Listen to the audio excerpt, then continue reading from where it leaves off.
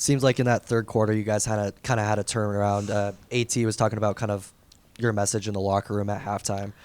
What do you think went well kind of in that run? It seems like you guys had a lot more energy. What made that turnaround happen?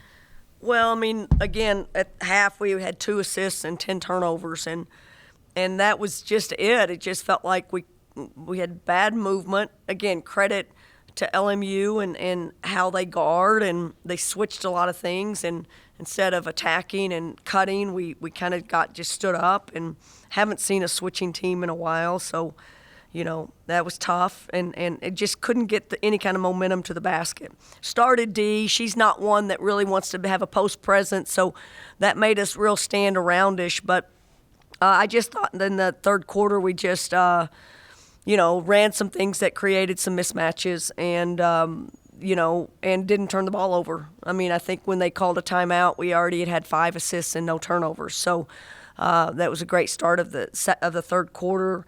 And after that, I just thought we settled in and we're a little bit better.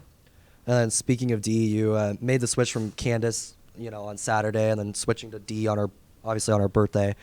She had a pretty solid performance with a double-double tonight. What kind of prompted that change, and what do you think went well from that perspective?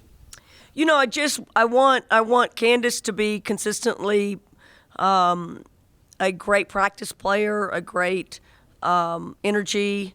I don't care if she's starting or not. And consistency is really the word for all of our team.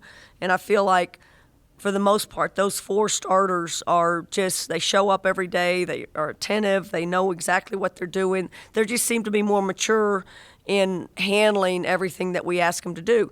And it's not a knock on Candace. She's a freshman. And I just thought that I think that we're taking steps. D, all our freshmen, and Candy, all of them are taking steps, but it's just like anything. Sometimes you take a step and then you go backwards.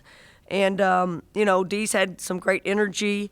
She rebounds good for us. I mean, clearly on a night she gets a double-double, and I still just look at her sometimes and go, she doesn't know what she's doing half the time, but she's effective in what she's doing. She guarded, Evans, just a unique talent that we need to have on the floor as much as we can.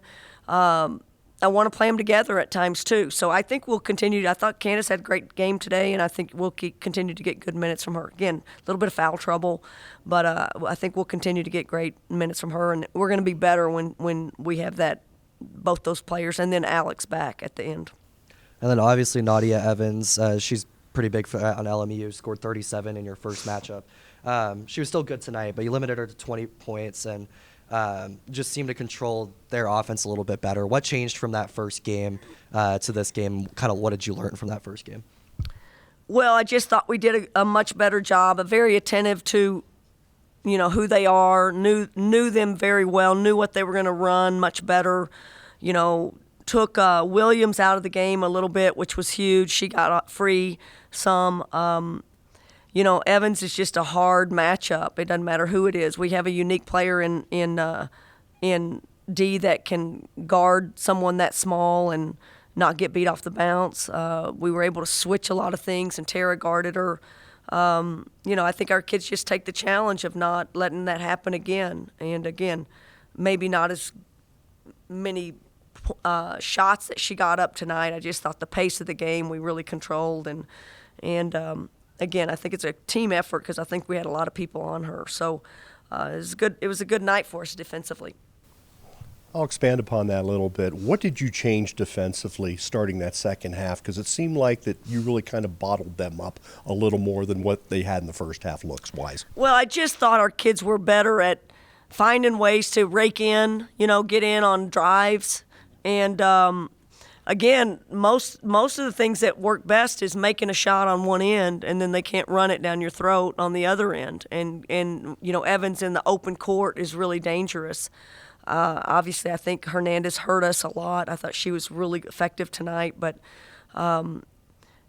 fortunately we held those two players the only ones, and everybody else didn't get much. So I think that was the big key, is not letting so many other people hurt us. So much better. When the ball goes in the basket, it seems defense is even better, and I just thought we really handled both ends of the floor in the second half.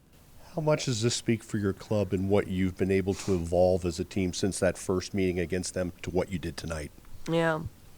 I don't know. I hope we're evolving, even though we only scored 63 and had 70-something the last time. But, it's just different games. I think these are hard matchups. I'm still dealing with a very young team that of kids that a lot of them haven't played that many minutes. So every night is an adventure for us. And trying to find that fifth person in that starting lineup, again, I think we have some weapons. I think we have some versatility. But every night is a different matchup. Like, this is very guard-oriented. They went 5 guards at times. So you have to adjust to that a little bit, or you have to have bigs that can guard that. I thought we needed to dominate the post a little bit more, and they did a great job defending us in there and turning us over. So things that we can certainly work on.